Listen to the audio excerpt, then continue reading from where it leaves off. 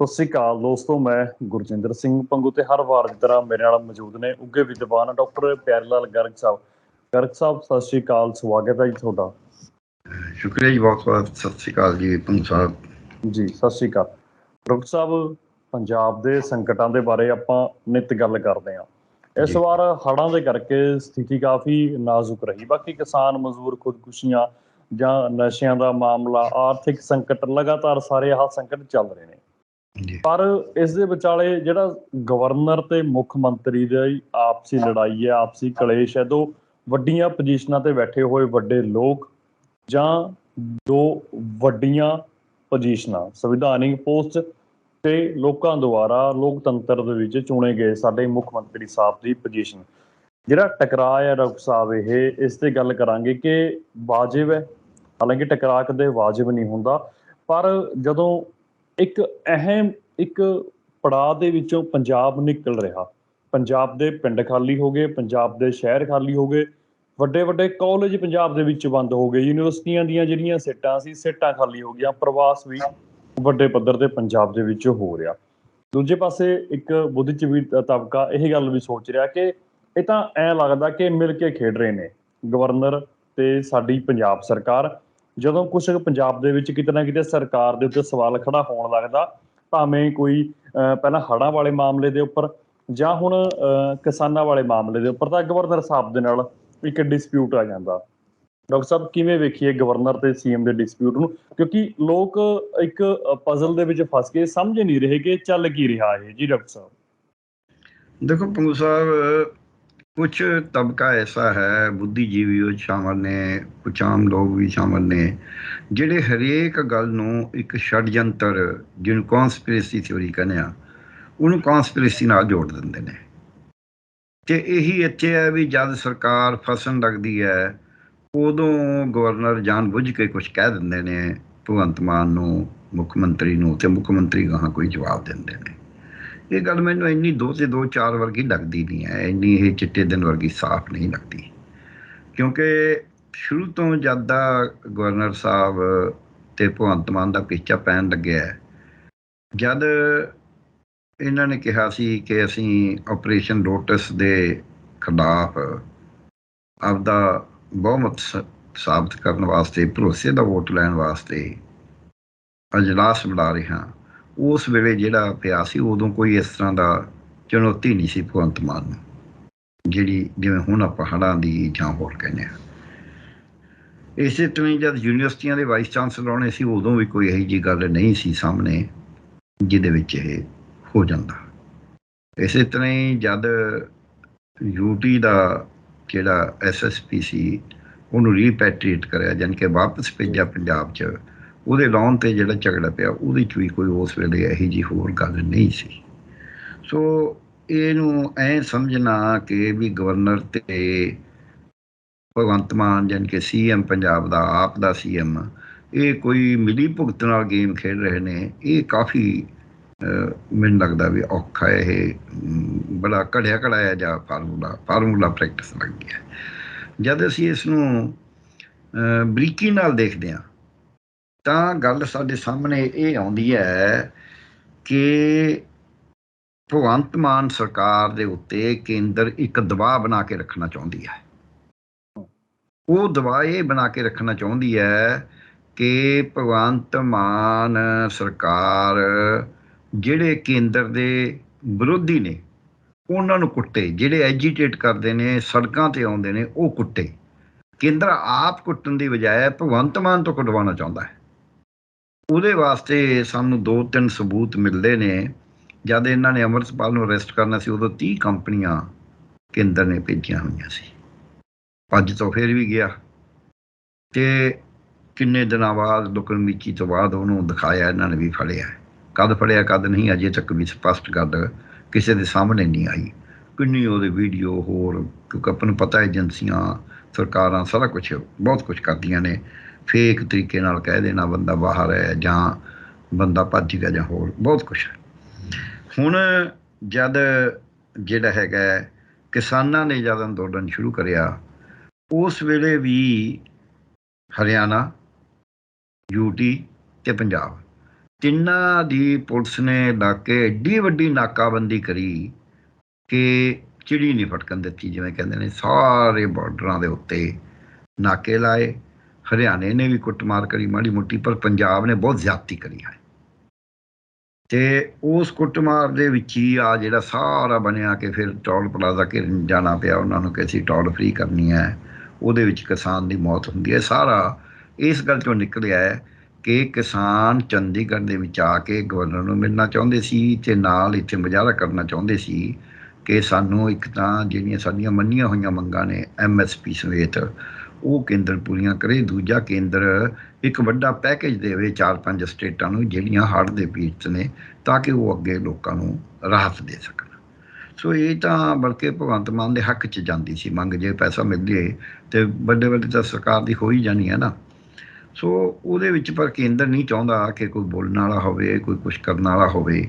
ਉਹਦੇ ਵਿੱਚ ਗਵਰਨਰ ਨੂੰ ਉਹ ਸ਼ਿਸ਼ਕੇਰ ਦਿੰਦੇ ਨੇ ਜਦ ਕੋਈ ਉਹਨਾਂ ਨੇ ਕੁਛ ਕੁੱਟਮਾਰ ਕਰਵਾਉਣੀ ਹੋਵੇ, ਜੋ ਵੀ ਕੁਛ ਗੱਲ ਕਰਨੀ ਹੋਵੇ। ਅਤੇ ਭਗਵੰਤ ਮਾਨ ਸਰਕਾਰ ਹੈ ਜਿਹੜੀ, ਇਹ ਉਹਦਾ ਜਵਾਬ ਜਮਹੂਰੀ ਤਰੀਕੇ ਨਾਲ ਦੇਣ ਦੀ ਬਜਾਏ, ਪੰਜਾਬ ਦੇ ਹਿੱਤ 'ਚ ਦੇਣ ਦੀ ਬਜਾਏ, ਜਾਂ ਜਿਹੜੇ ਲੋਕ ਸੜਕਾਂ 'ਤੇ ਆਉਂਦੇ, ਕਿਉਂਕਿ ਭਗਵੰਤ ਮਾਨ ਦੀ ਸਰਕਾਰ ਨੂੰ ਸੜਕਾਂ ਦੀ ਰਾਜਨੀਤੀ ਪਸੰਦ ਨਹੀਂ ਹੈ।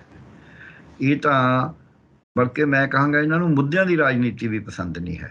ਇਹਨਾਂ ਨੂੰ ਸਿਰਫ ਇਹ ਹੈ ਵੀ ਅਸੀਂ ਜੀ ਭ੍ਰਿਸ਼ਟਾਚਾਰ ਖਤਮ ਕਰਾਂਗੇ। ਉਹ ਇਹਨਾਂ ਤੋਂ ਖਤਮ ਹੋ ਨਹੀਂ ਰਿਹਾ, ਆਪਾਂ ਦੇਖਦੇ ਹੀ ਹਾਂ। ਸੋ ਇਹਨਾਂ ਦੀ ਨੀਤੀ ਦੇ ਵਿੱਚ ਕੋਈ ਗੜਬੜ ਹੋਣ ਕਰਕੇ ਜਿਹੜੀ ਕੇਂਦਰ ਸਰਕਾਰ ਦੀ ਮਨਸ਼ਾ ਹੈ ਉਹ ਜਾਣੇ ਅਣਜਾਣੇ ਪੂਰੀ ਹੋ ਰਹੀ ਹੈ। ਪਰ ਜੇ ਕੋਈ ਕਹੇ ਵੀ ਬਿਲਕੁਲ ਮਿਲ ਕੇ ਗੇਮ ਖੇਡੀ ਜਾ ਰਹੀ ਹੈ, ਇਹ ਥੋੜ੍ਹੀ ਜਿਹੀ ਮੈਨੂੰ ਔਖੀ ਲੱਗਦੀ ਹੈ। ਤੇ ਹੁਣ ਤੁਸੀਂ ਸਵਾਲ ਕਰ ਲਓ, ਫਿਰ ਮੈਂ ਤੁਹਾਨੂੰ ਅਗਲੀ ਗੱਲ ਇਸ ਤੋਂ ਅੱਗੇ ਲੈ ਕੇ ਜਾਵਾਂਗਾ। ਜੀ ਬਿਲਕੁਲ। ਡਾਕਟਰ ਸਾਹਿਬ, ਗਵਰਨਰ ਦੇ ਆਪੋਜ਼ਿਟ ਮੁੱਖ ਮੰਤਰੀ ਸਾਹਿਬ ਨੇ ਪ੍ਰੈਸ ਕਾਨਫਰੰਸ ਕੀਤੀ ਕਿ ਹਰਿਆਣਾ ਦੇ ਵਿੱਚ ਨੋਹ ਦਾ ਏਰੀਆ ਸੜਿਆ, ਉਦੋਂ ਤੁਸੀਂ ਕੁਛ ਨਹੀਂ ਬੋਲੇ ਹੈਗੇ ਜੀ। ਤੇ ਸਾਡੇ ਖਿਲਾਫ ਤੁਸੀਂ ਬੋਲ ਰਹੇ ਹੋ। ਪਰ ਹਰਿਆਣਾ ਦੇ CM ਪ੍ਰੈਸ ਕਾਨਫਰੰਸ ਕਰਦੇ ਨੇ ਕਿ ਤੁਸੀਂ ਪੰਜਾਬ ਸਾਂਭੋ, ਹਰਿਆਣਾ ਸਭ ਕੁਝ ਜਿਹੜਾ ਹੈਗਾ ਠੀਕ ਹੈ। ਜੀ। ਪੰਜਾਬ ਸਰਕਾਰ ਦਾ ਮੇਨ ਤੁਸੀਂ ਭ੍ਰਿਸ਼ਟਾਚਾਰ ਦਾ ਜ਼ਿਕਰ ਕੀਤਾ ਕਿ ਭ੍ਰਿਸ਼ਟਾਚਾਰ ਖਤਮ ਕਰਨਾ ਚਾਹੁੰਦੇ ਸੀ। ਕਿਸਾਨ ਖੁਦਕੁਸ਼ੀਆਂ ਨੂੰ ਵੀ ਡਾਕਟਰ ਸਾਹਿਬ ਖਤਮ ਕਰਨਾ ਚਾਹੁੰਦੇ ਸੀ। ਸਿਹਤ ਦੇ ਵਿੱਚ ਇੱਕ ਵੱਡਾ ਸੁਧਾਰ ਲੈ ਕੇ ਆਉਣਾ ਚਾਹੁੰਦਾ ਸੀ। ਇੱਕ ਪੰਜਾਬ ਦੇ ਵਿੱਚ ਅੱਛਾ ਪ੍ਰਸ਼ਾਸਨ ਦੇਣਾ ਚਾਹੁੰਦੇ ਸੀ, ਇੱਕ ਅੱਛਾ ਰਾਜ ਦੇਣਾ ਚਾਹੁੰਦੇ ਸੀ। 2 ਸਾਲ ਦਾ ਸਮਾਂ ਹੋਣ ਵਾਲਾ, ਪਰ ਉਹ ਗੱਲਾਂ ਕਿਤੇ ਲੱਗ ਨਹੀਂ ਰਹੀਆਂ ਹੈਗੀਆਂ, ਕਿਉਂਕਿ ਪੰਜਾਬੀਆਂ ਨੂੰ ਵੱਡੀਆਂ ਉਮੀਦਾਂ ਸੀ, ਵੱਡੀਆਂ ਆਸਾਂ ਸੀ ਡਾਕਟਰ ਸਾਹਿਬ, ਕਿ ਇਸੇ ਕਰਕੇ ਤਾਂ 92 MLA ਦੇ ਤੇ। ਪਰ ਉਹਨਾਂ ਗੱਲਾਂ ਤੋਂ ਤਿਲਕਦੀ ਹੋਈ ਸਰਕਾਰ ਨਜ਼ਰ ਆ ਰਹੀ ਹੈ। ਜਿਹੜੇ ਆਪਸੀ ਡਿਸਪਿਊਟ ਨੇ, ਭਾਵੇਂ ਗਵਰਨਰ ਦੇ ਨਾਲ ਹੋਣ ਜਾਂ ਵਿਰੋਧੀ ਧਿਰਾਂ ਦੇ ਨਾਲ ਹੋਣ, ਉਹ ਝਗੜੇ ਉਭਾਰੇ ਜਾ ਰਹੇ ਨੇ। ਮਸਲੇ ਬੜੇ ਛੋਟੇ ਜਾਪਦੇ ਨੇ ਸਰਕਾਰਾਂ ਨੂੰ ਡਾਕਟਰ ਸਾਹਿਬ, ਜਿਹੜੇ ਵੱਡੇ ਮਸਲੇ ਨੇ। ਮੈਂ ਫਿਰ ਇਹੀ ਕਹਾਂਗਾ ਵੀ ਮੈਨੂੰ ਨਹੀਂ ਲੱਗਦਾ ਵੀ ਇਹ ਉਭਾਰੇ ਜਾ ਰਹੇ ਨੇ ਜਾਣ ਕੇ। ਇਹ ਜਾਣਬੁੱਝ ਕੇ ਨਹੀਂ ਉਭਾਰੇ ਜਾ ਰਹੇ। ਇਹ ਕਿਸੇ ਹਰ ਇੱਕ ਦੀ ਆਪਣੀ ਆਪਣੀ ਇੱਕ ਸੋਚ ਹੈ। ਗਵਰਨਰ ਸਾਹਿਬ ਦੀ ਆਪਣੀ ਹੈ, ਮੁੱਖ ਮੰਤਰੀ ਦਾ ਕੰਮ ਕਰਨ ਦਾ ਤੌਰ ਤਰੀਕਾ ਆਪ ਹੈ। ਉਹ ਕਦੇ ਗਵਰਨਰ ਸਾਹਿਬ ਨਾਲ ਥੋੜ੍ਹਾ ਇਸ ਤਰ੍ਹਾਂ ਬੋਲਦੇ ਨੇ। ਉਹ ਤਾਂ ਆਪੋਜੀਸ਼ਨ ਬਾਰੇ ਵੀ ਇਸ ਤਰ੍ਹਾਂ ਹੀ ਬੋਲਦੇ ਨੇ। ਜਦ ਉਹ ਕਹਿ ਦਿੰਦੇ ਨੇ ਵੀ ਸਪੀਕਰ ਸਾਹਿਬ ਇਹਨਾਂ ਨੂੰ ਬੁਲਾਇਆ ਹੀ ਨਾ ਕਰੋ, ਕਾਂਗਰਸ ਦੇ, ਜਦ ਕਾਂਗਰਸੀ ਵਾਕਆਊਟ ਕਰੇ ਹੋਏ ਨੇ। ਅਤੇ ਇਹ ਤਾਂ ਕੋਈ ਨਾ ਸਪੀਕਰ ਸਾਹਿਬ ਦੇ ਵੱਸ 'ਚ ਹੈ, ਨਾ ਮੁੱਖ ਮੰਤਰੀ ਦੇ ਵੱਸ 'ਚ ਹੈ ਕਿ ਆਪੋਜੀਸ਼ਨ ਨੂੰ ਬੁਲਾਇਆ ਨਾ ਜਾਵੇ ਸਦਨ ਦੇ ਵਿੱਚ, ਜਾਂ ਉਹਨਾਂ ਨੂੰ ਧੱਕੇ ਨਾਲ ਬਾਹਰ ਕੱਢ ਦੇਣ। ਇਹ ਤਾਂ ਉਹਨਾਂ ਦੇ ਵੱਸ 'ਚ ਹੈ ਨਹੀਂ। ਅਤੇ ਜੇ ਇੱਦਾਂ ਹੋਣ ਲੱਗਿਆ ਫਿਰ ਤਾਂ ਇਹਨਾਂ ਨੂੰ ਵੀ ਕੱਢ ਦੇਣਾ ਚਾਹੀਦਾ, ਫਿਰ ਕੇਂਦਰ ਇਹਨਾਂ ਨੂੰ ਕੱਢ ਦੂਗਾ। ਸੋ ਇਸ ਕਰਕੇ ਇਸ ਤਰ੍ਹਾਂ ਦਾ ਜਿਹੜਾ, ਜਾਂ ਫਿਰ ਇਹ ਕਹਿਣਾ ਸੁਖਪਾਲ ਖਹਿਰਾ ਦੇ ਜਵਾਬ ਵੇਲੇ ਵੀ ਜੇ ਅੰਦਰ ਬੈਠੋਗੇ ਤਾਂ ਤੁਹਾਨੂੰ ਜਵਾਬ ਦੇਵਾਂਗੇ, ਨਹੀਂ ਦੇਣਾ। ਇਹੋ ਜਿਹਾ ਹੀ ਕੋਈ ਇਹ ਮਰਿਆਦਾ ਤਾਂ ਹੈ ਨਹੀਂ। ਵਿਧਾਨ ਸਭਾ ਦੀ ਮਰਿਆਦਾ ਵੀ ਭੰਗ ਕਰਦੇ ਆਏ ਨੇ।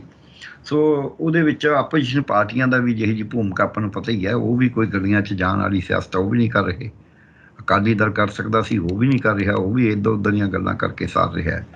ਸੋ ਇਸ ਤੋਂ ਮੈਨੂੰ ਐਂ ਲੱਗਦਾ ਹੈ ਵੀ ਜਿਹੜੇ ਅਸੀਂ ਲੋਕਾਂ 'ਚ ਪਿਛਲੇ 30 ਸਾਲ 'ਚ ਇਹ ਪੈਦਾ ਕਰਤਾ ਵੀ ਸ਼ਾਇਦ ਅਸੈਂਬਲੀ ਹੀ ਸਾਰੇ ਮਸਲਿਆਂ ਦਾ ਹੱਲ ਹੈ। ਉਹਦੇ ਵਿੱਚੋਂ ਸਿਆਸਤਦਾਨ ਜਿਹੜੇ ਨਵੇਂ ਆਏ ਨੇ ਇਹਨਾਂ ਨੂੰ ਜ਼ਿਆਦਾ ਲੱਗਣ ਲੱਗ ਗਿਆ, ਬਾਕੀਆਂ ਨੂੰ ਵੀ ਲੱਗਣ ਲੱਗ ਜਾਂਦਾ ਹੈ ਵੀ ਅਸੀਂ ਉਹ ਸਭ ਕੁਝ ਕਰ ਸਕਦੇ ਹਾਂ। ਜਦ ਕਿ ਉਹ ਭੁੱਲ ਜਾਂਦੇ ਨੇ ਵੀ ਤੁਸੀਂ ਸਿਰਫ ਇੱਕ ਅੰਗ ਹੋ ਸਰਕਾਰ ਦਾ। 2 ਅੰਗ ਹੋਰ ਵੀ ਨੇ। ਉਹ ਹੈਗੇ ਨੇ ਕਾਰਜਕਾਰਨੀ, ਅਫਸਰਸ਼ਾਹੀ ਜਿਹਨੂੰ ਆਪਾਂ ਕਹਿੰਦੇ ਹਾਂ, ਅਤੇ ਦੂਜੀ ਉਹਦੇ ਵਿੱਚ ਹੈਗੀ ਹੈ ਅਦਾਲਤਾਂ, ਨਿਆਂਪਾਲਿਕਾ ਅਤੇ ਨਿਆਂਪਾਲਿਕਾ ਜਿਹੜੀ। ਸੋ ਜਿਹੜੀ ਨਿਆਂਪਾਲਿਕਾ ਅਤੇ ਕਾਰਜਪਾਲਿਕਾ ਹੈ, ਇਹ ਵਿਧਾਨਪਾਲਿਕਾ ਇਕੱਲੀ ਸਭ ਕੁਛ ਨਹੀਂ ਕਰ ਸਕਦੀ। ਉਹ ਨਿਆਂਪਾਲਿਕਾ ਅਤੇ ਕਾਰਜਪਾਲਿਕਾ ਵੀ ਉਸੇ ਸੰਵਿਧਾਨ ਨੇ ਦਿੱਤੀਆਂ ਹੋਈਆਂ ਨੇ ਸਾਨੂੰ। ਹੁਣ ਉਹਦੇ ਵਿੱਚ ਜੇ ਮੁੱਖ ਮੰਤਰੀ ਇਹ ਕਹਿੰਦੇ ਨੇ ਵੀ ਇਹ ਤਾਂ ਗਵਰਨਰ ਤਾਂ ਸਿਲੈਕਟਡ ਹੈ, ਮੈਂ ਇਲੈਕਟਡ ਹਾਂ, ਇਹ ਆਪਣੇ ਆਪ 'ਚ ਹੀ ਇੱਕ ਮੈਨੂੰ ਲੱਗਦਾ ਹੈ ਵੀ ਸੰਵਿਧਾਨ ਦੀ ਉਲੰਘਣਾ ਹੈ। ਗਵਰਨਰ ਤਾਂ ਹੋਣਾ ਹੀ ਸਿਲੈਕਟਡ ਹੈ। ਕੱਲ੍ਹ ਨੂੰ ਇਹ ਕਹਿ ਦੇਣਗੇ ਹਾਈ ਕੋਰਟ ਦੇ ਜੱਜ ਸਿਲੈਕਟਡ ਨੇ, ਫਿਰ ਕਹਿ ਦੇਣਗੇ IAS ਅਫਸਰ ਸਿਲੈਕਟਡ ਨੇ, ਫਿਰ ਕਹਿ ਦੇਣਗੇ ਜਿਹੜੀ ਕਿੱਤਾ ਮਾਹਰ ਨੇ, ਡਾਕਟਰ ਨੇ, ਇੰਜੀਨੀਅਰ ਨੇ, ਇਹ ਸਿਲੈਕਟਡ ਨੇ। ਫਿਰ ਤਾਂ ਸਿਲੈਕਟਡਾਂ ਨੂੰ ਤਾਂ ਇਹ ਜਵਾਬ ਦੇ ਹੈ ਨਹੀਂ, ਤੇ ਇਲੈਕਟਡ ਨੂੰ ਵੈਸੇ ਨਹੀਂ ਸੁਣਦੇ। ਜਿਨ੍ਹਾਂ ਨੇ ਇਲੈਕਸ਼ਨ ਕਰੀ ਹੈ, ਜਿਹੜੇ ਇਲੈਕਟੋਰਲ ਕਾਲਜ ਹੈ ਇਹਨਾਂ ਦਾ, ਯਾਨੀ ਕਿ ਇਲੈਕਟਰ ਹੈ, ਉਹਦੀ ਤਾਂ ਗੱਲ ਕੋਈ ਬਾਤ ਪੁੱਛਦਾ ਨਹੀਂ, ਉਹਨਾਂ 'ਚ ਤਾਂ ਜਾਂਦੇ ਹੀ ਨਹੀਂ ਹੈਗੇ। ਤੇ ਫਿਰ ਇਹ ਤਾਂ ਕਿਸੇ ਨੂੰ ਵੀ ਜਵਾਬ ਦੇਣਾ ਹੋਏ, ਫਿਰ ਤਾਂ ਆਪਣੇ ਆਪ 'ਚ ਹੀ ਸਰਵ ਸ਼ਕਤੀਮਾਨ ਬਣ ਗਏ, ਜਦ ਕਿ ਹੈ ਨਹੀਂ। ਸੰਵਿਧਾਨ ਤਾਂ ਇਹਨਾਂ ਨੂੰ ਕੋਈ ਸਰਵ ਸ਼ਕਤੀਮਾਨ ਨਹੀਂ ਬਣਾਉਂਦਾ, ਸੰਵਿਧਾਨ ਤਾਂ ਇੱਕ ਸੰਤੁਲਨ ਬਣਾਉਂਦਾ ਹੈ। ਸੋ ਇਸ ਕਰਕੇ ਮੈਨੂੰ ਐਂ ਲੱਗਦਾ ਹੈ ਵੀ ਇਹਨਾਂ ਨੂੰ ਗਵਰਨੈਂਸ ਕੀ ਹੈ, ਸਰਕਾਰ ਕੀ ਹੁੰਦੀ ਹੈ, ਇਹ ਪਿਛਲੇ 30 ਸਾਲ ਦੇ ਵਿੱਚ ਕੋਸ਼ਿਸ਼ ਕਰੀ ਗਈ ਹੈ ਕਿ ਲੋਕਾਂ ਦਾ ਦਿਮਾਗ ਇੰਨਾ ਬ੍ਰੇਨ ਵਾਸ਼ ਕਰ ਦਿਓ ਕਿ ਉਹਨਾਂ ਨੂੰ ਪਤਾ ਹੀ ਨਾ ਲੱਗੇ ਵੀ ਸਰਕਾਰ ਕੀ ਹੁੰਦੀ ਹੈ। ਉਹਨਾਂ ਨੂੰ ਲੱਗੇ ਵੀ ਜੇ ਆਪਾਂ MLA ਬਣ ਗਏ, ਜੇ ਆਪਾਂ ਮਿਨਿਸਟਰ ਬਣ ਗਏ, ਆਪਾਂ ਸਭ ਕੁਝ ਠੀਕ ਕਰ ਦਾਂਗੇ। ਹਾਲਾਂਕਿ ਕੋਈ ਇਹੋ ਜਿਹਾ ਠੀਕ ਠੂਕ ਕਰਨ ਦੀ ਸ਼ੁਰੂ 'ਚ ਇੱਛਾ ਹੋ ਵੀ ਸਕਦੀ ਹੈ, ਪਰ ਅੰਦਰ ਜਾ ਕੇ ਜਦ ਕਹਾਣੀ 'ਚ ਵੜਦੇ ਨੇ ਉਦੋਂ ਇਹ ਪਤਾ ਲੱਗਦਾ ਵੀ ਇੱਥੋਂ ਫਿਰ ਪੈਸੇ ਪੂਸੇ ਇਕੱਠੇ ਕਰਨ ਦਾ ਜਾਂ ਫਿਰ ਫੇਲ ਹੋਣ ਦਾ ਇਹੋ ਜਿਹੀ ਅਸੂਲ ਨਿਕਲਦਾ ਹੈ। ਕੋਈ ਇਹਦੇ ਵਿੱਚੋਂ ਆਏ ਨਹੀਂ ਹੈ ਵੀ ਤੁਸੀਂ ਕੋਈ ਅਲਾਦੀਨ ਦਾ ਚਿਰਾਗ ਹੈ ਕਿ ਤੁਸੀਂ ਉਹ ਘਸਾਇਆ ਤੇ ਨਾਲ ਦੀ ਨਾਲ ਹੀ ਜਾਦੂ ਮੰਤਰ ਛੂ ਮੰਤਰ ਹੋ ਗਿਆ। ਸੋ ਇਹ ਨਹੀਂ ਹੈ। ਇਹਦੇ ਵਿੱਚ ਜਿਹੜਾ ਗਵਰਨਰ ਸਾਹਿਬ ਕਰ ਰਹੇ ਨੇ, ਗਵਰਨਰ ਸਾਹਿਬ ਆਪਦੀ ਸੀਮਾ ਤੋਂ ਬਾਹਰ ਜਾ ਰਹੇ ਨੇ। ਸੰਵਿਧਾਨ ਉਹਨਾਂ ਨੂੰ ਕੋਈ ਇਜਾਜ਼ਤ ਨਹੀਂ ਦਿੰਦਾ। ਪਰ ਮੈਂ ਇੱਥੇ ਇੱਕ ਗੱਲ ਹੋਰ ਕਹਿਣੀ ਚਾਹਾਂਗਾ। ਮੈਂ ਰੋਜ਼ ਜਿਹੜੀ ਤੁਸੀਂ ਗੱਲ ਵੀ ਕਰੀ ਹੈ, ਬਹੁਤ ਸਾਰੀਆਂ ਵੀਡੀਓ ਸੁਣੀਦੀਆਂ ਨੇ, ਖਬਰਾਂ ਪੜ੍ਹੀਦੀਆਂ ਨੇ, ਜਿਹ 'ਚ ਬੜੇ ਜ਼ੋਰ ਸ਼ੋਰ ਨਾਲ ਇੱਕ ਨੂਰਾ ਕੁਸ਼ਤੀ ਇਹ ਚੱਲਦੀ ਰਹਿੰਦੀ ਹੈ ਕਿ ਵੀ ਹੁਣ ਬਸ ਪੰਜਾਬ ਦੀ ਸਰਕਾਰ ਤੋੜੀ, ਪੰਜਾਬ ਸਰਕਾਰ ਤੋੜੀ, ਗਵਰਨਰ ਤੋੜਨ 'ਤੇ ਲੱਗਿਆ ਹੋਇਆ, ਫਲਾਣਾ ਹੋਇਆ ਹੋਇਆ। ਪੰਜਾਬ ਦੀ ਸਰਕਾਰ ਨੂੰ ਕਿਸੇ ਨੇ ਨਹੀਂ ਤੋੜਨਾ। ਗਵਰਨਰ 20 ਵਾਰੀ ਲਿਖਣ, 40 ਵਾਰੀ ਲਿਖਣ, ਪੰਜਾਬ ਸਰਕਾਰ ਨਹੀਂ ਤੋੜੀ ਜਾਏਗੀ। ਸਿਆਸਤ ਇਹ ਦੱਸਦੀ ਹੈ, ਸਿਆਸਤ ਦਾ ਤਕਾਜ਼ਾ ਇਹ ਕਹਿੰਦਾ ਹੈ ਕਿ ਪੰਜਾਬ ਸਰਕਾਰ ਦਿੱਲੀ ਵਾਲਿਆਂ ਵੱਲੋਂ, BJP ਵੱਲੋਂ, ਰਾਜ ਕਰਦੀ ਪਾਰਟੀ ਵੱਲੋਂ, NDA ਵੱਲੋਂ ਤੋੜੇ ਜਾਣ ਦਾ ਮਤਲਬ ਹੈ 2024 ਦੀ ਚੋਣ ਨੂੰ ਆਪਦੇ ਹਿੱਤ ਦੇ ਵਿੱਚ ਰਹਿਣ ਦੀ ਬਜਾਏ ਆਪਦੇ ਉਲਟ ਭੁਗਤਾਉਣਾ। ਉਹ ਕਿਉਂ ਭੁਗਤਾਉਣਗੇ ਆਪਦੇ ਉਲਟ? ਉਹ ਸਿਰਫ ਜਿਹੜਾ ਗਵਰਨਰ ਅਸੀਂ ਦਬਕਾ ਮਰਵਾ ਰਹੇ ਨੇ ਭਗਵੰਤ ਮਾਨ ਨੂੰ, ਉਹ ਭਗਵੰਤ ਮਾਨ ਨੂੰ ਇਹ ਦਬਕਾ ਇਸ ਕਰਕੇ ਮਰਵਾਉਂਦੇ ਰਹਿੰਦੇ ਹਰ ਵਕਤ ਕਿ ਭਗਵੰਤ ਮਾਨ ਫਿਰ ਅਮਿਤ ਸ਼ਾਹ ਜੀ ਨੂੰ ਮੈਨੂੰ ਵੀ ਜੀ ਇਹਨੂੰ ਕੁਛ ਕਹੋ, ਕੁਛ ਕਰੋ, ਤਾਂ ਕਿ ਅਮਿਤ ਸ਼ਾਹ ਜੀ ਕਹਿਣ ਵੀ ਜੋ ਅਸੀਂ ਕਹਿਣਾ ਉਹ ਕਰੀ ਜਾਓ। ਅਮਿਤ ਸ਼ਾਹ ਜੀ ਨੇ ਕਿਹਾ ਨਹੀਂ ਸੀ ਵੀ ਅਸੀਂ ਇੱਥੇ ਖਾਲਿਸਤਾਨੀ ਉਹ ਬਣਦੇ ਨਾ, ਇਹ ਖਾਲਿਸਤਾਨ ਦੀ ਗੱਲ ਨਹੀਂ ਹੋਣ ਦੇਣੀ, ਕਿਉਂਕਿ ਸਾਡੀ ਗੱਲ ਹੋ ਗਈ ਆ ਭਗਵੰਤ ਮਾਨ ਨਾਲ, ਉਦੋਂ ਵੀ ਕਹਿ ਗਈ ਸੀ, ਹੁਣ ਫੇਰ ਉਹ ਭਗਵੰਤ ਮਾਨ ਨੂੰ ਇਸੇ ਤਰ੍ਹਾਂ ਹੀ ਕਹਿਣਗੇ। ਸੋ ਉਹ ਜੋ ਕੁਝ ਕਰਾਉਣਾ ਚਾਹੁੰਦੇ ਨੇ ਭਗਵੰਤ ਮਾਨ ਤੋਂ, ਉਹਦੇ ਵਾਸਤੇ ਦਬਕੇ ਮਾਰੇ ਜਾ ਰਹੇ ਨੇ। ਸਰਕਾਰ ਤੋੜਨ ਵਾਸਤੇ ਦਬਕੇ ਹੈ ਹੀ ਨਹੀਂ। ਇਹ ਦਬਕੇ ਜਿਹੜੇ ਸਰਕਾਰ ਤੋੜਨ ਦਾ ਲਫ਼ਜ਼ ਵਰਤਿਆ ਜਾਂਦਾ ਹੈ, ਇਹ ਵਰਤਿਆ ਇਸ ਵਾਸਤੇ ਜਾਂਦਾ ਵੀ ਲੋਕ ਮੁੱਦਿਆਂ ਤੋਂ ਮੂੰਹ ਮੋੜ ਕੇ ਸਾਰਾ ਮੀਡੀਆ, ਸੋਸ਼ਲ ਮੀਡੀਆ ਵੀ including print media, electronic media ਇਸ ਗੱਲ 'ਚ ਲੱਗ ਜੇ ਵੀ ਇਹ ਸਰਕਾਰ ਟੁੱਟੂ ਕਿ ਨਹੀਂ ਟੁੱਟੂ, ਭਗਵੰਤ ਮਾਨ ਠੀਕ ਕਿ ਗਵਰਨਰ ਠੀਕ। ਕੋਈ ਕਹਿੰਦਾ ਦੋਨੋਂ ਗਲਤ, ਕੋਈ ਕਹਿੰਦਾ ਇੱਕ ਠੀਕ, ਕੋਈ ਕਹਿੰਦਾ ਉਹ ਗਲਤ। ਸੋ ਇਹ ਇਸੇ ਕੁਸ਼ਤੀ 'ਚ ਲੱਗੇ ਰਹਿਣ। ਤੇ ਇਸ ਕੁਸ਼ਤੀ ਤੁਸੀਂ ਦੇਖ ਲਓ ਪਿਛਲੇ 4-5 ਦਿਨਾਂ ਦੇ ਵਿੱਚ ਤੁਹਾਨੂੰ ਕਿਤੇ ਏਡੀਆਂ ਲੰਬੀਆਂ ਬਹਿਸਾਂ ਇਸ ਗੱਲ ਤੇ ਹੁੰਦੀਆਂ ਦਿਖੀਆਂ ਨੇ ਵੀ ਭਾਈ ਜਿਹੜਾ ਕਿਸਾਨ ਮਰ ਗਿਆ ਉਹਦਾ ਕੀ ਹੋਇਆ। ਕਿਤੇ ਇਹ ਦੇਖਿਆ ਵੀ ਭਾਈ ਭਗਵੰਤ ਮਾਨ ਜਾਂ ਸਿਆਸਤਦਾਨ ਨੇ ਕੋਈ ਗੱਲ ਹੀ ਨਹੀਂ ਕਰੀ ਕਿਸਾਨਾਂ ਨਾਲ। ਪੁਲਿਸ ਨੇ ਫੈਸਲਾ ਕਰਾਇਆ, ਪ੍ਰਸ਼ਾਸਨ ਨੇ, ਬਿਲਕੁਲ। ਸਿਆਸਤ ਕਿੱਥੇ ਗਈ? ਜਾਣਾ ਤਾਂ ਸਿਆਸਤ ਨਾਲ ਫੈਸਲਾ। ਕਿਸਾਨ ਜਥੇਬੰਦੀਆਂ ਦਾ ਤਾਂ ਰਿਕਾਰਡ ਰਿਹਾ ਕਿ ਜਿਹੜਾ ਫੈਸਲੇ ਦਿੱਲੀ ਵੀ ਹੁੰਦੇ ਸੀ, ਮੀਟਿੰਗਾਂ ਵੀ ਹੁੰਦੀਆਂ ਸੀ, ਉਹਦੇ 'ਚ ਵੀ ਸਿਆਸਤ ਨਾਲ ਬੈਠ ਕੇ ਮੀਟਿੰਗ ਹੁੰਦੀ ਸੀ। ਅਫਸਰਸ਼ਾਹੀ ਤਾਂ ਉਹਨਾਂ ਦੀ ਮਦਦ ਵਾਸਤੇ ਹੁੰਦੀ ਸੀ। ਉੱਥੇ ਕੋਈ ਸੈਕਟਰੀ ਹੈ ਐਗਰੀਕਲਚਰ ਨਾਲ, ਖੇਤੀਬਾੜੀ ਦੇ ਸੈਕਟਰੀ ਨਾਲ ਤਾਂ ਗੱਲ ਨਹੀਂ ਕਰਦੇ ਸੀ ਕਿਸਾਨ। ਜਵਾਬ ਦੇਦਾ ਸੀ, ਸਭ ਨਾਲ ਗੱਲ ਕਰਦੇ ਸੀ, ਜਵਾਬ ਦੇ ਦਿੰਦੇ ਸੀ ਕਿਸਾਨ ਆਗੂ। ਜੇਕਰ ਏਦਾਂ ਦੀ ਆਫਰ ਆਉਂਦੀ ਸੀ ਕਿ ਪ੍ਰਿੰਸੀਪਲ ਸੈਕਟਰੀ ਨਾਲ ਗੱਲ ਕਰੋ, ਕਰਦੇ ਸੀ, ਜਵਾਬ ਦੇ ਦਿੰਦੇ ਸੀ। ਹਾਂ ਬਿਲਕੁਲ ਸਹੀ ਗੱਲ ਕਹੀ ਆ ਤੁਸੀਂ।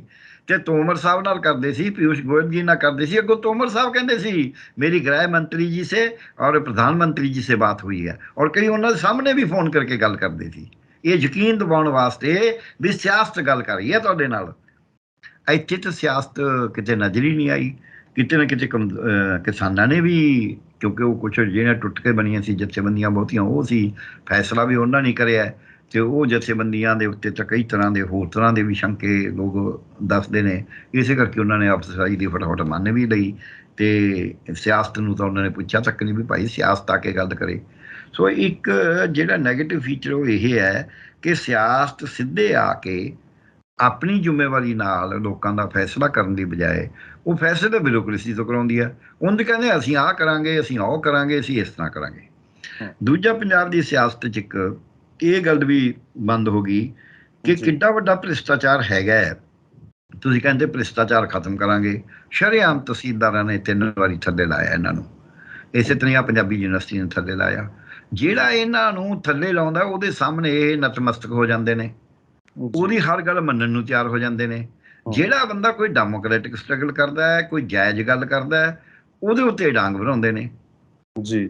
ਸੋ ਇਹ ਜਿਹੜਾ ਹੈਗਾ ਇਹ ਵਤੀਰਾ ਹੀ ਗਲਤ ਹੈ। ਇਹ ਜਮਹੂਰੀਅਤ ਦਾ ਵਤੀਰਾ ਨਹੀਂ, ਇਹ ਨਾ ਜਮਹੂਰੀਅਤ ਨੂੰ ਰੱਖਣ ਵਾਲਾ ਵਤੀਰਾ। ਜਮਹੂਰੀ ਵਿਚਾਰਾਂ ਦਾ, ਜਮਹੂਰੀਅਤ ਦਾ ਚੱਲਣਾ ਜ਼ਰੂਰੀ ਹੈ ਕਿ ਉਹਦੇ 'ਚ ਵਿਰੋਧ ਹੋਵੇ, ਲੋਕ ਸੜਕਾਂ 'ਤੇ ਆਉਣ ਤਾਂ ਕਿ ਪਤਾ ਲੱਗੇ ਸਰਕਾਰਾਂ ਨੂੰ ਵੀ ਭਾਈ ਸਾਨੂੰ ਕੋਈ ਸਿੱਧੇ ਹੋ ਕੇ ਕੰਮ ਕਰਨਾ ਪਊ। ਅਫਸਰਸ਼ਾਹੀ ਨੂੰ ਵੀ ਉਸ ਤੋਂ ਪਤਾ ਲੱਗਦਾ। ਹੁਣ ਇੱਥੇ ਉਲਟਾ ਗੱਲ ਹੈ, ਅਫਸਰਸ਼ਾਹੀ ਗਾਈਡ ਕਰ ਰਹੀ ਹੈ, ਫੈਸਲੇ ਅਫਸਰਸ਼ਾਹੀ ਕਰ ਰਹੀ ਹੈ, ਸਿਆਸਤ ਤਾਂ ਗਾਇਬ ਹੈ। ਪਹਿਲਾਂ ਸਿਆਸਤ ਕੱਲੇ ਲੋਕਾਂ 'ਚੋਂ ਗਾਇਬ ਹੋਈ ਸੀ, ਲੋਕਾਂ 'ਚ ਤਾਂ ਜਾਂਦੀ ਨਹੀਂ ਸੀ ਕੋਈ ਪਾਰਟੀ। ਜਿਹੜੀ ਜਾਂਦੀ ਆ ਦੱਸ ਦਿਓ। ਹੁਣ ਅਕਾਲੀ ਦਲ ਦਾ ਐਡਾ ਵੱਡਾ ਬੇਸ ਹੈ, ਅਕਾਲੀ ਦਲ ਲੋਕਾਂ 'ਚ ਤਾਂ ਜਾ ਹੀ ਨਹੀਂ ਰਿਹਾ। ਨਾ ਲੋਕਾਂ ਦੀ ਮੰਗ, ਜਿਹੜੀ ਮੰਗ ਕੇਂਦਰ ਦੇ ਖਿਲਾਫ ਕਰਨੀ ਸੀ ਫੈਡਰਲਿਜ਼ਮ ਦੀ, ਅਨੰਦਪੁਰ ਸਾਹਿਬ ਦੇ ਮਤੇ ਦੀ, ਉਹ ਹੁਣ ਤੱਕ ਇਹਨਾਂ ਨੇ ਕਰੀ ਹੈ ਦੁਬਾਰਾ। ਤੇ ਊਂ ਦਬਕੇ ਮਾਰਦੇ ਨੇ, ਕਦੇ ਕੋਈ ਕਦੇ ਕੋਈ ਕਦੇ ਕੋਈ। ਸੋ ਲੋਕਾਂ 'ਚ ਜਾਣੋਂ ਹਟ ਗਈ ਸੀ। ਹੁਣ ਸਰਕਾਰ ਸਿਆਸਤ ਦੇ ਤੌਰ 'ਤੇ ਵੀ ਕੰਮ ਕਰਨੋਂ ਹਟ ਗਈ। ਹੁਣ ਕੰਮ ਕੀ ਕਰ ਗਿਆ ਵੀ ਕੰਮ ਬਿਊਰੋਕ੍ਰੇਸੀ ਕਰੂਗੀ, ਸਿਆਸੀ ਲੀਡਰ ਸਿਰਫ ਬਿਆਨਬਾਜ਼ੀ ਕਰਨਗੇ, ਫੈਸਲੇ ਬਿਊਰੋਕ੍ਰੇਸੀ ਕਰਦੀ ਹੈ। ਆਹ ਝਗੜਿਆਂ 'ਚ ਵੀ ਬਿਊਰੋਕ੍ਰੇਸੀ ਫੈਸਲੇ ਕਰ ਰਹੀ ਹੈ, ਤੇ ਜਿਹੜਾ ਪ੍ਰਸ਼ਾਸਨ ਹੈ ਉਹਦੇ 'ਚ ਵੀ ਸਾਰੇ ਫੈਸਲੇ ਬਿਊਰੋਕ੍ਰੇਸੀ ਕਰ ਰਹੀ ਹੈ। ਸਿਆਸਤ ਤਾਂ ਕਿਤੇ ਫੈਸਲੇ ਕਰਦੀ ਨਜ਼ਰ ਹੀ ਨਹੀਂ ਆਉਂਦੀ ਕਿ ਸਿਆਸਤ ਨੇ ਕੋਈ ਫੈਸਲਾ ਕਰਿਆ ਹੋਵੇ। ਸੋ ਇਸ ਕਰਕੇ ਮੈਨੂੰ ਐਂ ਲੱਗਦਾ ਹੈ ਵੀ ਸਿਆਸਤ ਪਿੱਛੇ ਪੈ ਗਈ ਹੈ, ਤੇ ਲੋਕਾਂ ਨੂੰ ਇਸ ਗੱਲ 'ਤੇ ਲਾਤਾ ਵੀ ਇਹ ਸਰਕਾਰ ਕਦ ਟੁੱਟੀ ਕਦ ਨਾ ਟੁੱਟੀ। ਉੱਠਦੇ ਬੁੱਢ ਮੰਗੋ ਵੀ ਕਦ ਗਿਰਦਾ ਕਦ ਗਿਰਦਾ, ਗਿਰਨਾ ਉਹਨੇ ਹੈ ਨਹੀਂ। ਕਿਉਂਕਿ BJP ਨੂੰ, ਬਜਾਤੇ ਖੁਦ RSS ਨੂੰ, ਭਗਵੰਤ ਮਾਨ ਦੀ ਸਰਕਾਰ ਤੋੜਨ ਨਾਲ ਵੱਡਾ ਨੁਕਸਾਨ ਹੋਏਗਾ, ਵੱਡੀ ਬਦਨਾਮੀ ਹੋਏਗੀ, ਪੂਰੇ ਇੰਟਰਨੈਸ਼ਨਲ ਲੈਵਲ 'ਤੇ ਬਦਨਾਮੀ ਹੋਏਗੀ। ਕਿਉਂਕਿ ਕਾਰਨ ਹੀ ਨਹੀਂ ਬਣਦਾ ਤੋੜਨ ਦਾ, ਕੋਈ ਮੁੱਦਾ ਤਾਂ ਦੱਸਣ ਨਾ ਤੋੜਨ ਦਾ। 92 ਦੀ ਗੱਲ ਕਰਦੇ ਹਾਂ ਅਸੀਂ, ਉਹ ਚੰਗੇ ਨੇ ਜਾਂ ਮਾੜੇ ਨੇ? ਲਾ ਐਂਡ ਆਰਡਰ ਸੀ ਜਿਵੇਂ, ਉਹ ਵੀ ਮਿਹਨਤ ਦੇਈ ਜਾਂਦੇ ਨੇ ਵੀ ਤੁਸੀਂ ਫਿਰ ਇੱਥੇ ਨੂਹ 'ਚ ਕੀ ਹੋ ਰਿਹਾ, ਮਵਾਦ 'ਚ ਕੀ ਹੋ ਰਿਹਾ, ਮਣੀਪੁਰ 'ਚ ਕੀ ਹੋਇਆ। ਇਹ ਮਿਹਨਤ ਦੇ ਰਹੇ ਨੇ। ਮਣੀਪੁਰ ਵਾਸਤੇ ਪਹਿਲਾਂ ਆਪ ਪਾਰਟੀ ਨੇ ਕੋਈ ਮੂੰਹ ਖੋਲ੍ਹਿਆ? ਆਪ ਪਾਰਟੀ ਦੀ ਸਰਕਾਰ ਸੀ, ਪੰਜਾਬ ਦੀ ਆਪ ਪਾਰਟੀ ਨੇ ਕੋਈ ਬਿਆਨ ਦਿੱਤੇ ਵੀ ਮਣੀਪੁਰ 'ਚ ਬਹੁਤ ਮਾੜਾ ਹੋਇਆ ਹੈ? ਇਹ ਦੱਸਣ ਕਿੰਨੇ ਕੁ ਬਿਆਨ ਦਿੱਤੇ ਨੇ? ਐਜੂਕੇਸ਼ਨ ਤਾਂ ਕੀ ਕਰਨੀ ਸੀ, ਉਹਨਾਂ ਦੇ ਸਮਰਥਨ ਤਾਂ ਉੱਥੇ ਕੀ ਜਾਣਾ ਸੀ? ਇਹਨਾਂ ਨੇ ਬਿਆਨ ਦਿੱਤੇ ਹੋਣ ਤਾਂ ਦੱਸ ਦੇਣ ਮਣੀਪੁਰ ਦੇ ਬਾਰੇ। ਹਾਂ, ਮਿਹਨਤ ਦੇ ਵਿੱਚ ਬਿਆਨ ਦੇਣਾ ਹੋਰ ਗੱਲ ਹੈ। ਮਿਹਨਤ ਕੋਈ ਵੀ ਦੇਗਾ, ਜਦ ਉਹਨੂੰ ਮੌਕਾ ਆਉਂਦਾ ਮਿਹਨਤ ਦੇ ਦਿੰਦਾ ਵੀ ਤੁਸੀਂ ਕੀ ਕਰਿਆ। ਇਹ ਸਾਰੀਆਂ ਪਾਰਟੀਆਂ ਇਹੀ ਕਰਦੀਆਂ ਨੇ। ਜਦ ਕਾਂਗਰਸ ਕਹਿੰਦੀ ਹੈ ਜਾਂ ਅਕਾਲੀ ਕਹਿੰਦੇ ਨੇ ਵੀ ਆਹ ਹੁਣ ਸਰਕਾਰ ਐ ਨਹੀਂ ਕਰ ਰਹੀ, ਇਹ ਕਹਿੰਦੇ ਤੁਸੀਂ ਕੀ ਕਰਦੇ ਸੀ। ਇਹ ਤਾਂ ਮਿਹਨਤ ਨੇ। ਪਰ ਕੀ ਹਾਂ ਦਾ ਨਾਰਾ ਇੰਡੀਪੈਂਡੈਂਟਲੀ, ਬਿਨਾਂ ਕਿਸੇ ਲੋੜ ਦੇ, ਬਿਨਾਂ ਕਿਸੇ ਮਿਹਨਤ ਦੀ ਲੋੜ ਦੇ, ਇਹ ਆਪ ਨੇ ਪਾਰਟੀ ਨੇ ਮਾਰਿਆ। ਵਿਰੋਧੀ ਪਾਰਟੀਆਂ ਨੇ ਕੀ ਕਰਿਆ, ਇਹ ਆਪਣੇ ਸਾਹਮਣੇ ਹੈ। ਸੋ ਜਦ ਤੁਸੀਂ ਲੋਕਾਂ 'ਚ ਨਹੀਂ ਜਾਂਦੇ ਤਾਂ ਫਿਰ ਤੁਹਾਡੀ ਹਾਲਤ ਇਹੋ ਜਿਹੀ ਹੋ ਜਾਂਦੀ ਹੈ ਕਿ ਨਾ ਤੁਹਾਡੇ ਜ਼ਮੀਨ 'ਤੇ ਪੈਰ ਨੇ, ਨਾ ਤੁਹਾਡੇ ਹਵਾ 'ਚ ਪੈਰ ਨੇ। ਤੁਸੀਂ ਵਿੱਚ ਵਿਚਾਲੇ ਲਟਕੇ ਹੋਏ ਹੋ। ਵਿੱਚ ਵਿਚਾਲੇ ਹੁਣ ਸਾਡੀਆਂ ਸਿਆਸੀ ਪਾਰਟੀਆਂ ਲਟਕੀਆਂ ਹੋਈਆਂ ਨੇ। ਇਸੇ ਕਰਕੇ ਉਹਨਾਂ ਦੀ ਜਿਹੜੀ ਮੁਲਾਂਕਣ ਹੁੰਦਾ ਕਿਸੇ ਸਥਿਤੀ ਦਾ, ਉਹ ਵੀ ਉਹਨਾਂ ਸਟੀਕ ਨਹੀਂ ਹੁੰਦਾ ਜਿੰਨਾ ਹੋਣਾ ਚਾਹੀਦਾ। ਸਿਆਸਤਦਾਨ ਤਾਂ ਨਬਜ਼ ਪਤਾ ਹੋਣੀ ਚਾਹੀਦੀ ਹੈ ਲੋਕਾਂ ਦੀ। ਇਹਨੂੰ ਤਾਂ ਨਬਜ਼ ਪਤਾ ਹੀ ਨਹੀਂ ਵੀ ਲੋਕਾਂ ਦੀ ਨਬਜ਼ ਕੀ ਹੈ। ਦੂਜਾ, ਸਿਆਸਤਦਾਨ ਦਾ ਕੰਮ ਹੁੰਦਾ ਹੈ ਸਿਆਸੀ ਫੈਸਲੇ ਲੈਣੇ। ਇਹ ਫੈਸਲੇ ਨੇ ਇਹਦੀ ਬਦਲੀ ਕਰ ਦਿਓ, ਇਹਦਾ ਐਂ ਕਰ ਦਿਓ, ਇਹਦਾ ਇਹ ਭਾਈ ਪ੍ਰਸ਼ਾਸਨਿਕ ਫੈਸਲੇ ਹੁੰਦੇ ਨੇ। ਉਹ ਪ੍ਰਸ਼ਾਸਨ ਇਸੇ ਕੰਮ ਵਾਸਤੇ ਹੈ। ਜਿਹੜੇ ਕੰਮ ਵਾਸਤੇ ਪ੍ਰਸ਼ਾਸਨ ਹੈ ਉਹ ਪ੍ਰਸ਼ਾਸਨ ਨਹੀਂ ਕਰ ਰਿਹਾ, ਜਿਹੜੇ ਕੰਮ ਵਾਸਤੇ ਸਿਆਸਤ ਉਹ ਸਿਆਸਤ ਨਹੀਂ ਕਰ ਰਹੀ। ਸਿਆਸਤ ਪ੍ਰਸ਼ਾਸਨ ਦੇ ਫੈਸਲੇ ਕਰ ਰਿਹਾ, ਪ੍ਰਸ਼ਾਸਨ ਸਿਆਸਤ ਦੇ ਕਰ ਰਿਹਾ। ਦੋਹਾਂ ਨੇ ਇੱਕ ਦੂਜੇ ਨਾਲ ਸਮਝੌਤਾ ਜਿਹਾ ਕਰ ਰੱਖਿਆ ਵੀ ਕੋਈ ਗੱਲ ਨਹੀਂ, ਤੁਸੀਂ ਐਂ ਕਰੀ ਜਾਓ। ਸੋ ਇਹਦੇ ਵਿੱਚ ਮੈਨੂੰ ਲੱਗਦਾ ਕਿਤੇ ਨਾ ਕਿਤੇ ਪੰਜਾਬ ਦਾ ਇਹ ਦੁਖਾਂਤ ਹੈ। ਜੇ ਅਸੀਂ ਇਹ ਦੇਖੀਏ ਵੀ ਕਹਿਣਾ ਬਣਦਾ ਹੈ ਕਿ ਗਵਰਨਰ ਸਾਹਿਬ ਔਰ ਮੁੱਖ ਮੰਤਰੀ ਦੇ ਵਿੱਚੋਂ ਕੌਣ ਠੀਕ ਆ ਕੌਣ ਗਲਤ ਹੈ। ਜੇ ਸੰਵਿਧਾਨਕ ਤੌਰ ਦੇ ਉੱਤੇ ਜੋ ਕੁਝ ਗਵਰਨਰ ਸਾਹਿਬ ਹੁਕਮ ਕਰ ਰਹੇ ਨੇ ਉਹ ਸੰਵਿਧਾਨ ਨੂੰ ਤੋੜਨ ਦੇ ਬਰਾਬਰ ਹੈ। BJP ਕਿਉਂਕਿ ਸੰਵਿਧਾਨ ਨੂੰ ਤਾਂ ਮੰਨਦੀ ਨਹੀਂ ਉਸ ਤਰੀਕੇ ਨਾਲ, ਇਸ ਕਰਕੇ ਉਹ ਸ਼ਰੇਆਮ ਤੋੜ ਰਹੀ ਹੈ। ਉਹ ਤਾਂ ਈਵਨ ਤਿਰੰਗੇ ਨੂੰ ਵੀ ਇੱਕ ਨਾਮ ਦੇ ਤੌਰ 'ਤੇ ਵਰਤ ਰਹੀ ਹੈ। ਉਹਨਾਂ ਨੇ ਤਾਂ ਵਿਰੋਧ, ਇਹ ਤਾਂ RSS ਦੇ ਪੂਰੇ ਡਾਕੂਮੈਂਟ ਪਏ ਨੇ ਜਿਵੇਂ ਉਹਨਾਂ ਨੇ ਤਿਰੰਗੇ ਝੰਡੇ ਦਾ ਅਤੇ ਸੰਵਿਧਾਨ ਦਾ ਵਿਰੋਧ ਕਰਿਆ।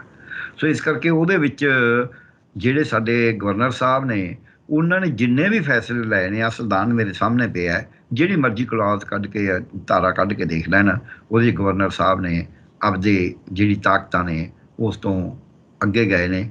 ਜਿਹੜੀ ਤਾਕਤ ਉਹਨਾਂ ਕੋਲ ਹੈ ਹੀ ਨਹੀਂ, ਉਹ ਵਰਤ ਕਿਵੇਂ ਸਕਦੇ ਨੇ? ਉਹਨਾਂ ਨੇ ਉਹੀ ਜਿਹੀਆਂ ਗੱਲਾਂ ਕਰਨ ਦੀ ਕੋਸ਼ਿਸ਼ ਕਰੀ ਹੈ ਜਿਹੜੀਆਂ ਉਹਨੂੰ ਤਾਕਤਾਂ ਹੈ ਹੀ ਨਹੀਂ, ਉਹਨੂੰ ਕੋਈ ਉਹ ਨਹੀਂ ਮਿਲਿਆ। ਦੂਜੇ ਪਾਸੇ ਭਗਵੰਤ ਮਾਨ ਦੀ ਸਰਕਾਰ ਇਹ ਹੈ ਵੀ ਜਵਾਬ ਹੀ ਨਹੀਂ ਦੇਣਾ। ਉਹਨੂੰ ਕਹਿੰਦੇ ਅਸੀਂ ਇੰਨੀਆਂ ਚਿੱਠੀਆਂ ਦਾ ਜਵਾਬ ਦੇਤਾ, ਇੰਨੀਆਂ ਦੇਤਾ।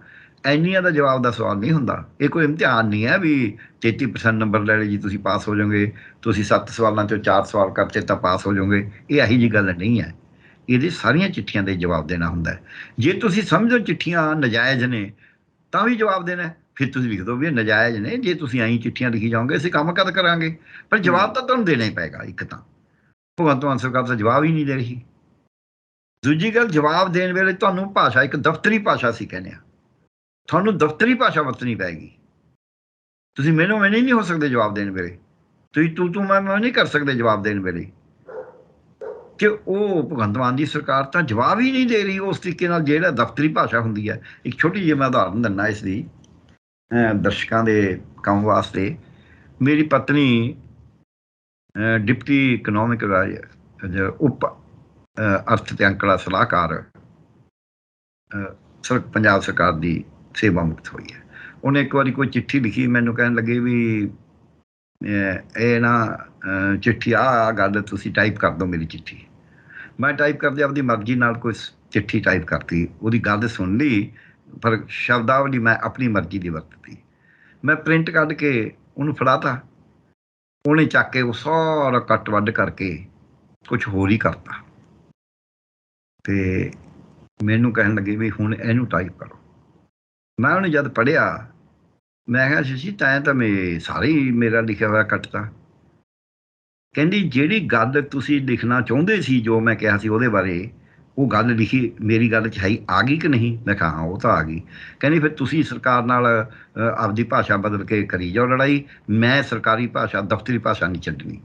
ਮੈਂ ਉਹਨੂੰ ਤਲਾਂਜਲੀ ਨਹੀਂ ਦੇਣੀ, ਮੈਂ ਸਰਕਾਰੀ ਅਧਿਕਾਰੀ ਹਾਂ, ਤੁਸੀਂ ਜਿਹੜੀ ਮਰਜ਼ੀ ਲੜਾਈ ਕਰੋ, ਮੈਂ ਤਾਂ ਆਪਦੀ ਦਫ਼ਤਰੀ ਭਾਸ਼ਾ ਹੀ ਵਰਤੂੰਗੀ ਤੇ ਗੱਲ ਮੈਂ ਆਪਦੀ ਦਫ਼ਤਰੀ ਭਾਸ਼ਾ 'ਚ ਹੀ ਕਹੂੰਗੀ। ਉਹ ਮੈਨੂੰ ਸੱਚੀ ਮੁੱਚੀ ਲੱਗਿਆ ਵੀ ਹਾਂ ਯਾਰ ਦਫ਼ਤਰੀ ਭਾਸ਼ਾ ਨੂੰ ਤਾਂ ਤਲਾਂਜਲੀ ਨਹੀਂ ਦੇਣੀ ਚਾਹੀਦੀ। ਤੇ ਫਿਰ ਮੈਨੂੰ ਇੱਕ ਗੱਲ ਯਾਦ ਆ ਗਈ ਹੋਰ, ਇਹ ਉਹ ਨਾ ਇੱਕ ਅਫਸਰ ਨੇ ਲਿਖਿਆ ਹੋਇਆ, ਜਿਵੇਂ ਇਹ ਮੈਨੂੰ ਨਹੀਂ ਹੋ ਰਹੇ ਨਾ ਏਦਾਂ ਭਾਸ਼ਾ ਦਾ ਤਿਆਗ ਕਰ ਰਹੇ ਨੇ। ਕਿਸੇ ਨਵੇਂ IAS ਅਫਸਰ ਨੇ ਲਿਖਤਾ ਬਈ ਆਪਦੇ ਚੀਫ ਸੈਕਟਰੀ ਨੂੰ, ਚੀਫ ਸੈਕਟਰੀ ਨੇ ਰਿਟਾਇਰ ਹੋਣ ਤੋਂ ਬਾਅਦ ਉਹ ਚਿੱਠੀ ਲੈਟਰ ਟੂ ਡੀਟੇਲ 'ਚ ਲਿਖੀ ਹੋਈ, ਮਿਡਲ ਲਿਖਿਆ ਹੋਇਆ ਸੀ। ਉਹ IAS ਅਫਸਰ ਨੇ ਲਿਖਤਾ ਵੀ ਉਹ ਤਾਂ ਕਰਪਟ ਹੈ, ਮੈਂ ਉਹਦੇ ਕੋਲ ਕਿਉਂ ਜਾ ਕੇ ਉਹਨੂੰ ਵਿਸ਼ ਕਰਾਂ ਸੀਨੀਅਰ ਬੰਦੇ ਬਾਰੇ ਉਹਨੇ ਕੁਛ ਇਹੋ ਜਿਹੀ ਭਾਸ਼ਾ ਵਰਤੀ, ਮਾੜੀ ਭਾਸ਼ਾ। ਉਹ ਚੀਫ ਸੈਕਟਰੀ ਸੀ, ਚੀਫ ਸੈਕਟਰੀ ਨੂੰ ਜਵਾਬ ਦਿੱਤਾ my dear so and so. ਕਹਿੰਦਾ mind it, you are not my dear. ਫਿਰ ਅੱਗੇ ਹੋਰ ਕਈ ਗੱਲਾਂ ਤੇ ਹਰ ਗੱਲ ਦੇ ਉੱਤੇ ਕਹੀ ਗਿਆ। ਐਂਡ ਦੇ ਉੱਤੇ ਆ ਕੇ ਆਖਿਆ, ਕਹਿੰਦਾ ਨਾ ਤੂੰ ਮੇਰਾ ਡੀਅਰ ਹੈ, ਨਾ ਤੂੰ ਆ ਹੈ, ਨਾ ਤੂੰ ਆ ਹੈ, ਪਰ ਮੈਂ ਇਹ ਸ਼ਬਦ ਤਾਂ ਵਰਤ ਰਿਹਾ ਕਿਉਂਕਿ ਦਫ਼ਤਰੀ ਭਾਸ਼ਾ ਹੈ। ਸੋ ਇਸ ਕਰਕੇ ਦਫ਼ਤਰੀ ਭਾਸ਼ਾ ਦਾ ਇੱਕ ਮੀਨਿੰਗ ਹੈ। ਤੇ ਤੁਸੀਂ ਇਹ ਉਹ ਨਵੇਂ IAS ਅਫਸਰ ਵਰਗੇ ਨੇ ਜਿਹਨੂੰ ਇਹ ਤਾਂ ਪਤਾ ਨਹੀਂ ਹੈਗਾ, ਨਾ ਤਾਂ ਉਹਨੂੰ ਇਹ ਪਤਾ ਦਫ਼ਤਰੀ ਭਾਸ਼ਾ ਕੀ ਹੁੰਦੀ ਹੈ, ਨਾ ਉਹਨੂੰ ਪਤਾ ਸੰਵਿਧਾਨ ਕੀ ਹੁੰਦਾ। ਉਹ ਤਾਂ ਹਰੇਕ ਨੂੰ ਕਰਪਟ ਕਹਿ ਦੂਗਾ ਉੱਠ ਕੇ। ਉਹਦੀਆਂ ਨਜ਼ਰਾਂ 'ਚੋਂ ਕਰਪਟ ਹੋ ਸਕਦਾ ਬੰਦਾ ਸੱਚੀ ਮੁੱਚੀ ਕਰਪਟ ਨਾ ਵੀ ਹੋਵੇ। ਇਹ ਤਾਂ ਕਿਉਂਕਿ ਜਿਵੇਂ ਆਪਾਂ ਨੂੰ ਪਤਾ ਨਾ ਗਰਮੀ, ਇਹ ਸਰਕਾਰ ਨੂੰ ਵੀ ਨਾ 92 ਸੀਟਾਂ ਦੀ ਗਰਮੀ ਜ਼ਿਆਦਾ ਹੈ। ਉਹ ਗਰਮੀ 'ਚੋਂ ਭਗਵੰਤ ਮਾਨ ਨਾ ਜਿਹੜੀ ਉਹ ਜਿਹਨੂੰ ਮਰਿਆਦਾ ਕਹਿੰਦੇ ਆ, ਮੈਨੂੰ ਲੱਗਦਾ ਉਹ ਮਰਿਆਦਾ ਜੇ MP ਦੇ ਤੌਰ 'ਤੇ ਕਦੇ ਮੈਂ ਭਗਵੰਤ ਮਾਨ ਨੂੰ ਇੱਦਾਂ ਨਹੀਂ ਬੋਲਦੇ ਦੇਖਿਆ ਸੀ ਜਿਵੇਂ ਹੁਣ ਉਹ ਮੁੱਖ ਮੰਤਰੀ ਦੇ ਤੌਰ 'ਤੇ ਬੋਲ ਰਿਹਾ, ਜਦ ਕਿ ਬਤੌਰ ਮੁੱਖ ਮੰਤਰੀ ਉਹਨਾਂ ਨੂੰ ਹੋਰ ਸਭਿਅ ਭਾਸ਼ਾ ਦੀ ਲੋੜ ਆ ਵਰਤਣ ਦੀ, ਕਿਉਂਕਿ ਉਹ ਸੂਬੇ ਦੇ ਮੁਖੀ ਨੇ। ਸੋ ਇਸ ਤਰੀਕੇ ਦੇ ਨਾਲ ਜਦ ਆਪਾਂ ਦੇਖਦੇ ਹਾਂ, ਇਹ ਤਾਂ ਹੈਗਾ ਦੁਖਾਂਤ। ਪਰ ਜਿਹੜਾ ਇਹ ਲੋਕਾਂ ਨੂੰ ਇਹ ਡਰ ਹੈ ਨਾ, ਗਵਰਨਰ ਸਾਹਿਬ ਨੇ ਪਹਿਲਾਂ ਵੀ ਕਿਹਾ ਸੀ ਵੀ ਮੈਨੂੰ ਫਿਰ ਲਿਖਣਾ ਪਏਗਾ। ਗਵਰਨਰ ਸਾਹਿਬ ਵੀ ਆਪਦੀ ਉਸ ਸੀਮਾ ਤੋਂ ਬਾਹਰ ਜਾ ਰਹੇ ਨੇ। ਉਹਨਾਂ ਨੂੰ ਵੀ ਜੇ ਤਾਂ ਆਪਾਂ ਕਹੀਏ ਵੀ ਕੇਂਦਰ ਦੇ ਕਹੇ ਤੋਂ ਕਰ ਰਹੇ ਨੇ, ਕਿਉਂਕਿ ਕੇਂਦਰ ਤੋਂ ਬਿਨਾਂ ਇਹ ਗੱਲ ਕਰ ਨਹੀਂ ਸਕਦੇ। ਪਰ ਜੇ 1% ਪਰ ਇਹ ਮੰਨ ਵੀ ਲਈਏ ਆਪੇ ਕਰ ਰਹੇ ਨੇ, ਤਾਂ ਉਹਨਾਂ ਨੂੰ ਇਹ ਪਤਾ ਹੋਣਾ ਚਾਹੀਦਾ ਵੀ ਗਵਰਨਰ ਕੋਈ ਖਾਸ ਵੱਡੀ ਗੱਲ ਨਹੀਂ ਹੁੰਦੀ। ਉਹਦੇ 'ਚ ਵੀ ਇੱਕ ਗੱਲ ਮੈਂ ਦੱਸ ਦੇਣਾ ਵੀ ਕਿਵੇਂ ਗਵਰਨਰ ਦੇ ਬਾਰੇ ਲੋਕਾਂ ਨੂੰ, ਜਿਹੜੇ ਸਿਆਣੇ ਬੰਦੇ ਨੇ ਸਿਆਸਤਦਾਨ, ਉਹਨਾਂ ਨੂੰ ਕਿਵੇਂ ਪਤਾ ਲੱਗਦਾ।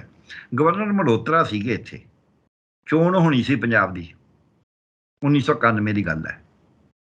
ਤੇ ਉਹ ਚੋਣ ਸ਼ਾਮ ਨੂੰ 6:30 ਵਜੇ ਦੇ ਪ੍ਰਾਦੇਸ਼ਿਕ ਸਮਾਚਾਰ ਦੇ ਵਿੱਚ ਕਿ 7 ਵਜੇ ਦੇ ਚ ਮਲਹੋਤਰਾ ਸਾਹਿਬ ਕਹਿ ਰਹੇ ਨੇ ਵੀ ਕੱਲ ਨੂੰ ਚੋਣ ਹੋਊਗੀ, ਸਾਰੀਆਂ ਪੋਲਿੰਗ ਪਾਰਟੀਆਂ ਜਾ ਚੁੱਕੀਆਂ, ਸਾਰਾ ਕੁਝ ਹੋ ਚੁੱਕਿਆ, ਸਵੇਰੇ ਤੋਂ ਵੋਟਾਂ ਪੈਣੀਆਂ ਸੀ ਕਿ ਮੈਂ ਦੇਖਾਂਗਾ ਕੌਣ ਰੋਕਦਾ ਚੋਣ ਨੂੰ, ਕਿਉਂਕਿ ਇੱਥੇ ਕਾਲ ਇਹ ਦਿੱਤੀ ਹੋਈ ਸੀ ਵੀ ਚੋਣ ਨਹੀਂ ਹੋਣ ਦੇਣੀ। ਤੇ 8 ਵਜੇ ਜਿਹੜੇ ਰਾਸ਼ਟਰੀ ਸਮਾਚਾਰ ਆਏ ਉਹਦੇ ਚ ਆ ਗਿਆ ਚੰਦਰ ਸ਼ੇਖਰ ਜੀ ਦੀ ਸਰਕਾਰ ਸੀ ਕਿ ਚੋਣ ਰੱਦ ਕਰਤੀ ਪੰਜਾਬ ਦੀ। ਜੀ ਮੇਰੇ ਕੋਲ ਇੱਕ ਸਿਆਸੀ ਲੀਡਰ ਆਇਆ, ਮੈਨੂੰ ਕਹਿਣ ਲੱਗਾ ਡਾਕਟਰ ਸਾਹਿਬ ਕੀ ਹਾਲ ਚਾਲ ਹੈ? ਮੈਂ ਹਾਲ ਚਾਲ ਠੀਕ ਹੈ, ਹਾਲ ਚਾਲ ਨੂੰ ਕੀ ਹੁੰਦਾ ਹੈ? ਨਹੀਂ ਫਿਰ ਵੀ ਮੈਂ ਕੋਈ ਰਾਹ ਨਹੀਂ ਦਿੱਤਾ, ਮੈਂ ਨਾਰਾਜ਼ ਸੀ ਉਹਨਾਂ ਨਾਲ। ਫਿਰ ਮੈਂ ਕਹਿੰਦਾ ਨਹੀਂ ਤੁਸੀਂ ਇਹ ਚੋਣ ਬਾਰੇ ਕੀ ਵਿਚਾਰ ਹੈ? ਮੈਂ ਮੇਰਾ ਕਾਹਦਾ ਵਿਚਾਰ ਹੈ, ਤੁਸੀਂ ਕਿਹੜਾ ਕਿਸੇ ਦੀ ਸੁਣਦੇ ਹੋ, ਤੁਸੀਂ ਤਾਂ ਆਪਦੀ ਮਰਜ਼ੀ ਕਰਦੇ ਹੋ। ਨਹੀਂ ਡਾਕਟਰ ਸਾਹਿਬ ਮੈਂ ਆਇਆ ਤੁਹਾਡੇ ਕੋਲੇ ਹੈ ਤੇ ਤੁਹਾਡੀ ਰਾਏ ਲੈਣ ਆਇਆ, ਰਾਏ ਜਾਣਨ ਆਇਆ, ਤੁਹਾਡੀ ਰਾਏ ਦੀ ਅਸੀਂ ਸਮਝਦੇ ਹਾਂ, ਉਹਦੀ ਮਹੱਤਤਾ ਸਮਝਦੇ ਹਾਂ, ਤਾਂ ਹੀ ਮੈਂ ਆਇਆ। ਵੱਡਾ ਲੀਡਰ ਸੀ ਤੇ ਮੈਂ ਆਖਿਆ ਵੀ ਤੁਸੀਂ ਪੋਸਟਪੋਨ ਕਰਾਉਣੀ ਸੀ, ਚੋਣ ਕਰਾਤੀ ਤੁਸੀਂ। ਜਿਵੇਂ ਮੈਂ ਉਰੇ ਬੋਲਦਾ ਮੈਂ ਤਾਂ ਹਰੇਕ ਨੂੰ ਇਹੀ ਬੋਲਦਾ, ਮੈਂ ਤੁਸੀਂ ਪੋਸਟਪੋਨ ਕਰਾਉਣੀ ਸੀ, ਤੁਸੀਂ ਕਰਾਤੀ। ਕਹਿੰਦੇ ਅੱਛਾ ਕੀ ਫਰਕ ਪੈ ਗਿਆ? ਮੈਂ ਫਰਕ ਕੀ ਪੈਣਾ, ਗਵਰਨਰ ਦਾ ਕੀ ਰਿਹਾ, ਜਿਹੜਾ ਰਾਤ ਨੂੰ ਤਾਂ ਕਹਿ ਰਿਹਾ ਹੈ ਬਈ ਮੈਂ ਚੋਣ ਕਰਾ ਕੇ ਦਿਖਾਊਂ, ਤੁਸੀਂ ਪੋਸਟਪੋਨ ਕਰਤੀ। ਕਹਿੰਦੇ ਹਾਂ ਉਹਦਾ ਤਾਂ ਕੁਛ ਨਹੀਂ ਰਿਹਾ। ਮੈਂ ਫਿਰ ਉਹਨੂੰ ਤਾਂ ਛੱਡਣਾ ਹੀ ਪਊ। ਕਹਿੰਦੇ ਹਾਂ ਜਾਓ ਆਪ ਛੱਡ ਜਾਓ, ਨਹੀਂ ਉਹਨੂੰ ਛਡਾ ਦਿੱਤਾ ਜਾਊ। ਸੱਚੇ ਮੁੱਚੀ ਉਹਨਾਂ ਨੇ ਇੰਨੇ ਸਿੰਪਲ ਤਰੀਕੇ ਨਾਲ ਕਹਿਤਾ ਵੀ ਜਾਂ ਆਪੇ ਛੱਡ ਜਾਓ ਜਾਂ ਛਡਾ ਦਿੱਤਾ ਜਾਊ। ਇਹ ਗਵਰਨਰ ਸਾਹਿਬ ਨੂੰ ਇੰਨਾ ਪਤਾ ਹੋਣਾ ਚਾਹੀਦਾ ਹੈ ਵੀ ਗਵਰਨਰ 1 ਮਿੰਟ ਚੜਾ ਦਿੰਦੇ ਨੇ ਜਦ ਵੀ ਲਾਉਣਾ, ਇਹ ਤਾਂ ਫੈਸਲਾ ਹੋਣ ਦੀ ਗੱਲ ਹੈ। ਸੋ ਗਵਰਨਰ ਸਾਹਿਬ ਆਪਣੇ ਆਪ 'ਚ ਕੋਈ ਵੱਡੀ ਗੱਲ ਨਹੀਂ ਹੁੰਦੀ, ਉਸ ਤਰੀਕੇ ਨਾਲ ਆਪਣੇ ਵਾਸਤੇ ਉਹ ਵੱਡੀ ਗੱਲ ਹੈ, ਉਸ ਦੀ ਸਿਆਸਤ ਵਾਸਤੇ ਕੋਈ। ਦੂਜੀ ਗੱਲ ਉਹਨਾਂ ਨੇ ਕਹੀ ਜਿਹੜੀ, ਉਹ ਕਹਿੰਦੇ ਬਈ ਜਿੱਤਦਾ ਕੌਣ? ਮੈਂ ਕਿਹਾ ਉਹ ਜਿੱਤਦੇ। ਕਹਿੰਦੇ ਫਿਰ ਕੋਈ ਫਰਕ ਨਹੀਂ ਪੈਣਾ ਸੀ। ਮੈਂ ਕੀ ਫਰਕ ਪੈਣਾ ਸੀ, ਹੁਣ ਵੀ ਉਹ ਗੋਲੀਆਂ ਚਲਾਈ ਜਾਂਦੇ, ਫੇਰ ਚਲਾਈ ਜਾਣੀਆਂ ਸੀ। ਕਹਿੰਦੇ ਹੁਣ ਪੁਲਿਸ ਜਾਂ ਸੁਰੱਖਿਆ ਵਾਲੇ ਝੂਠੇ ਸੱਚੇ ਉਹਨਾਂ ਦਾ ਮੁਕਾਬਲਾ ਕਰ ਰਹੇ ਨੇ ਤੇ ਫਿਰ ਉਹਨਾਂ ਛੱਲੇ ਹੋਣੇ ਸੀ, ਕੋਈ ਫਰਕ ਨਹੀਂ ਪੈਂਦਾ। ਮੈਨੂੰ ਇੱਕ ਦਸ ਤੱਕਾਂ ਖੁੱਲ ਗਿਆ ਯਾਰ ਗੱਲ ਤਾਂ ਸੱਚੀ ਹੈ। ਮਤਲਬ ਕਿ ਕਈ ਵਾਰੀ ਅਸੀਂ ਸੋ ਕਾਲਡ ਬੁੱਧੀਜੀਵੀ ਜਿਹੜੇ ਹੁੰਦੇ ਉਹ ਵੀ ਅਸੀਂ ਇੱਕ ਪਾਸੇ ਦੀ ਸੋਚ ਜਾਂਦੇ ਹਾਂ। ਮੈਂ ਆਪਦੀ ਗੱਲ ਤਾਂ ਸੁਣਾਈ ਹੈ ਇਹ ਵੀ ਤਾਂ ਕਿ ਦਰਸ਼ਕਾਂ ਨੂੰ ਵੀ ਕਈ ਬੰਦਾ ਸੁਣ ਕੇ ਗੱਲ ਸਿੱਖਦਾ। ਐਂ ਨਹੀਂ ਹੁੰਦਾ ਵੀ ਉਹੀ ਵੀ ਮੈਂ ਪੜ੍ਹਿਆ ਹੋਇਆ ਜੀ, ਮੇਰੇ ਵਰਗਾ ਸਿਆਣਾ ਕੋਈ ਨਹੀਂ ਜੀ, ਇਹੋ ਜਿਹੀ ਕੋਈ ਗੱਲ ਨਹੀਂ ਹੁੰਦੀ। ਸਾਨੂੰ ਕਈ ਵਾਰ ਮਰੀਜ਼ ਸਮਝਾ ਜਾਂਦੇ ਨੇ ਗੱਲ ਅਨਪੜ੍ਹ। ਸੋ ਇਸ ਕਰਕੇ 90 ਤੋਂ ਪਹਿਲਾਂ ਦੀ ਚੋਣ ਸੀ ਡਾਕਟਰ ਸਾਹਿਬ, ਉਸ ਚੋਣ ਦੀ ਗੱਲ ਇਹ 90 ਵੇਲੇ ਚੋਣ ਹੋਣੀ ਸੀ। ਇੱਕ ਤਾਂ 91 ਸੀ, ਇੱਕ 92 ਸੀ। 91 ਵਾਲੀ ਚੋਣ ਦੀ ਗੱਲ ਹੈ। 92 ਤਾਂ ਹੋ ਹੀ ਗਈ ਨਾ, ਫਿਰ ਬਾਈਕਾਟ ਹੋ ਗਿਆ ਸੀ ਉਦੋਂ, ਤਾਂ ਕਾਂਗਰਸੀ ਬਣ ਗਈ ਸੀ। ਨਹੀਂ ਕਾਂਗਰਸੀ ਬਣ ਗਈ ਸੀ, ਬਾਈਕਾਟ ਕਰਿਆ ਸੀ। ਉਦੋਂ ਪਹਿਲਾਂ ਚੋਣ ਰੱਦ ਕਰਤੀ ਸੀ ਜਿਹੜੀ 91 ਦੇ ਵਿੱਚ ਸੀ। 91 ਜਿਹੜੀ ਹੋਣੀ ਸੀ, 92 ਤੋਂ ਫਿਰ ਚੋਣ ਹੋ ਗਈ ਸੀ। ਸਾਹਿਬ ਬੇਅੰਤ ਸਿੰਘ ਦੀ ਸਰਕਾਰ ਬਣੀ ਹੈ। ਉਹ ਤਾਂ ਸਰਕਾਰ ਇਹੋ ਜਿਹੀ ਵੋਟਾਂ ਜਿਹੜੀਆਂ ਨੇ 1100 ਵੋਟਾਂ ਤੇ ਇੱਕ MLA ਜਿੱਤਿਆ ਸੀ, ਉਹ ਵੀ 2-3 ਟਰੱਕ ਭਰ ਕੇ ਇੱਧਰ ਉੱਧਰ ਲੈ ਗਿਆ ਸੀ। ਸੋ ਉਹ ਗੱਲ ਵੱਖਰੀ। ਉਦੋਂ ਪਹਿਲੀ ਚੋਣ ਜਿਹੜੀ ਹੋਣੀ ਸੀ ਹੋਈ ਨਹੀਂ ਸੀ ਪੰਜਾਬ ਦੀ, ਕਿਉਂਕਿ ਪੰਜਾਬ 'ਚ ਜਦ ਬਰਨਾਲਾ ਸਾਹਿਬ ਦੀ ਮਿਨਿਸਟਰੀ ਤੋੜਤੀ, ਸਰਕਾਰ ਤੋੜਤੀ, ਉਦੋਂ ਮੁੜ ਕੇ 6 ਸਾਲ ਤਕਰੀਬਨ 5 ਸਾਲ ਗਵਰਨਰ ਰੂਲ ਰਿਹਾ ਪ੍ਰੈਜ਼ੀਡੈਂਟ। 85 ਦੇ ਵਿੱਚ ਤੋੜਤੀ ਸੀ। ਹਾਂ 86 'ਚ 86 ਤੋਂ ਵੀ ਬਾਅਦ ਹੀ 87 ਤੋੜੀ ਹੈ, ਬਲਕਿ 86 ਦੇ ਐਂਡ 'ਚ। ਤੇ ਉਹ 5 ਸਾਲ ਤਕਰੀਬਨ ਗਵਰਨਰ ਪ੍ਰੈਜ਼ੀਡੈਂਟ ਰੂਲ ਰਿਹਾ। ਸੋ ਉਹਦੇ ਵਿੱਚ ਜਿਹੜਾ ਮੇਰਾ ਕਹਿਣ ਦਾ ਮਤਲਬ ਇੰਨਾ ਹੈ ਵੀ ਗਵਰਨਰ ਦੀ ਵੈਲਿਊ ਕਿੰਨੀ ਕੁ ਹੈ, ਸਰਕਾਰ ਕਿੰਨੀ ਕੁ ਟੁੱਟਦੀ ਹੈ, ਇੱਕ ਤਾਂ ਇਹ ਗੱਲ ਸਮਝ ਲੈਣੀ ਚਾਹੀਦੀ ਹੈ। ਪਰ ਹੁਣ ਜਿਹੜਾ ਗਵਰਨਰ ਸਾਹਿਬ ਕਰ ਰਹੇ ਨੇ ਉਹ ਕਿਤੇ ਨਾ ਕਿਤੇ ਕੇਂਦਰ ਦੀ ਸ਼ਾਇਦ ਇਸ ਤਰੀਕੇ ਨਾਲ ਕਰ ਰਹੇ ਨੇ ਕਿ ਭਗਵੰਤ ਮਾਨ ਸਰਕਾਰ ਨੂੰ ਥੋੜ੍ਹਾ ਜਿਹਾ ਮਤਲਬ ਦਬਾਅ 'ਚ ਰੱਖਿਆ ਜਾਵੇ। ਨਾ ਇਹ ਸਰਕਾਰ ਟੁੱਟਣੀ ਹੈ, ਨਾ ਤੋੜਨੀ ਹੈ। ਨਾ ਤੋੜਨ ਦਾ ਕੋਈ ਮਤਲਬ ਹੈ, ਨਾ ਕਿਸੇ ਨੂੰ ਸਿਆਸੀ ਤੌਰ ਦੇ ਉੱਤੇ ਮੈਂ ਇਹ ਕਹਿਣ ਨੂੰ ਤਿਆਰ ਹਾਂ ਕਿ ਪੰਜਾਬ ਸਰਕਾਰ ਨੂੰ ਕਿਸੇ ਨੇ ਕੁਝ ਨਹੀਂ ਕਹਿਣਾ 2024 ਦੀਆਂ ਚੋਣਾਂ ਤੱਕ ਤਾਂ ਬਿਲਕੁਲ ਐਂ ਚੱਲੂਗੀ ਇਹ ਜੋ ਮਰਜ਼ੀ। ਹਾਂ ਇੱਕ ਕਰਨਗੇ ਵੀ ਲੋਕਾਂ ਨੂੰ ਭਗਵੰਤ ਮਾਨ ਦੀ ਸਰਕਾਰ ਤੋਂ ਕਟਾਈ ਕਰਵਾਉਣਗੇ ਤਾਂ ਕਿ ਆਈਸੋਲੇਸ਼ਨ ਲੋਕਾਂ ਦਾ ਰੋਹ ਹੈ ਜਿਹੜਾ ਭਗਵੰਤ ਮਾਨ ਸਰਕਾਰ ਦੇ ਖਿਲਾਫ ਜਾਵੇ, ਉਹ BJP RSS ਜਾਂ ਕੇਂਦਰ ਦੀ ਸਰਕਾਰ ਦੇ ਖਿਲਾਫ ਨਾ ਜਾਵੇ। ਆਹ ਸਕੀਮ ਹੈ ਸਾਰੀ, ਹੋਰ ਕੋਈ ਬਹੁਤਾ ਗੱਲ ਨਹੀਂ ਹੈ। ਤੇ ਗਵਰਨਰ ਸਾਹਿਬ ਜਿੱਥੋਂ ਤੱਕ ਸਵਾਲ ਹੈ, ਉਹ ਵੈਸੇ ਵੀ ਇੱਕ ਤਾਂ ਹੈਗਾ ਕੇਂਦਰ ਤਾਂ ਕਹਿੰਦਾ ਹੀ ਹੈ, ਪਰ ਮੈਨੂੰ ਐਂ ਵੀ ਲੱਗਦਾ ਵੀ ਗਵਰਨਰ ਸਾਹਿਬ ਵੈਸੇ ਵੀ, ਮੈਂ ਕਈ ਵਾਰ ਉਹਨਾਂ ਨੂੰ ਸੁਣਿਆ ਆਪ ਤੇ ਕਿਸੇ ਫੰਕਸ਼ਨਾਂ 'ਚ ਵੀ ਸੁਣਿਆ, ਸਾਹਮਣੇ ਸਾਹਮਣੇ ਵੀ ਸੁਣਿਆ, ਮੈਨੂੰ ਐਂ ਲੱਗਦਾ ਵੀ ਗਵਰਨਰ ਸਾਹਿਬ ਨੂੰ ਵੀ ਬੜਾ ਗੁਮਾਨ ਹੈ ਵੀ ਮੈਂ ਤਾਂ ਗਵਰਨਰ ਹਾਂ, ਮੈਂ ਤਾਂ ਕੁਝ ਵੀ ਕਰ ਸਕਦਾ। ਜਦੋਂ ਕਹਿੰਦੇ ਨਾ ਮੈਂ ਇੱਥੇ ਐ ਨਹੀਂ ਹੋਣ ਦੇਣਾ, ਮੈਂ ਐ ਨਹੀਂ ਹੋਣ ਦੇਣਾ, ਉਹ ਇਹ ਭੁੱਲ ਜਾਂਦੇ ਨੇ ਵੀ ਗਵਰਨਰ ਸਾਹਿਬ ਦੀ ਤਾਕਤ ਕਿੰਨੀ ਕੁ ਹੈ ਸੰਵਿਧਾਨ ਦੇ ਤੌਰ ਤੇ। ਇਹ ਬਨਵਾਰੀ ਲਾਲ ਪੁਰੋਹਿਤ ਨੂੰ ਤਾਂ ਕਿਸੇ ਨੇ ਨਹੀਂ ਪੁੱਛਣਾ। ਉਹ ਕਹਿਣਗੇ ਤੁਸੀਂ ਇੱਕ ਪੱਤਰਕਾਰ ਹੋ, ਆਪਦਾ ਆਰਾਮ ਨਾਲ ਬੈਠੋ। ਪੱਤਰਕਾਰ ਨੂੰ ਤਾਂ ਸੈਂਸਰਸ਼ਿਪ ਵੀ ਲਾ ਦਿੰਦੇ ਨੇ, ਬੋਲਣ ਨਹੀਂ ਦਿੰਦੇ ਕਈ ਵਾਰੀ। ਉਹ ਗਵਰਨਰ ਸਾਹਿਬ ਨੇ ਇਸ ਕਰਕੇ ਬੋਲ ਰਹੇ ਨੇ, ਪਰ ਉਹਨਾਂ ਨੂੰ ਗਵਰਨਰ ਸਾਹਿਬ ਨੂੰ ਪਤਾ ਹੋਣਾ ਚਾਹੀਦਾ ਹੈ ਕਿ ਉਹ ਕਿਸੇ ਸੰਵਿਧਾਨ ਦੇ ਤਹਿਤ ਹੀ ਗਵਰਨਰ ਸਾਹਿਬ ਨੇ, ਤੇ ਸੰਵਿਧਾਨ ਦੇ ਅਨੁਸਾਰ ਹੀ ਉਹ ਕੰਮ ਕਰ ਸਕਦੇ ਨੇ। ਉਦੋਂ ਬਾਹਰ ਜੇ ਕੋਈ ਕੰਮ ਕਰਨਗੇ ਤਾਂ ਉਹ ਨਹੀਂ ਮੰਨਿਆ ਜਾਊਗਾ।